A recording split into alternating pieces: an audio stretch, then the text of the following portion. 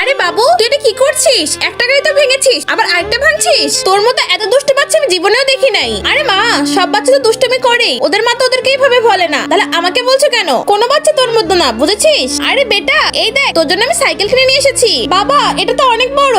আরে বেটা, বড় হয়েছে তো কি হয়েছে? তুই যতদিন না বড় হবি ততদিন পর্যন্ত এটা চালাতে পারবি। ঠিক আছে বাবা, দাও তাহলে। আরে ওই দেখ, কত ছোট বাচ্চা কত বড় সাইকেল চালাচ্ছে। চল ওর কাছে গিয়ে জিজ্ঞাসা করি। আরে বেটা, এত ছোট বয়সে তোমাকে এত বড় সাইকেল কে কিনে দিল? সে জানে না তুমি এটা চালাতে পারবে না। আরে আন্টি, এটা তো আমার বাবা কিনে দিয়েছে।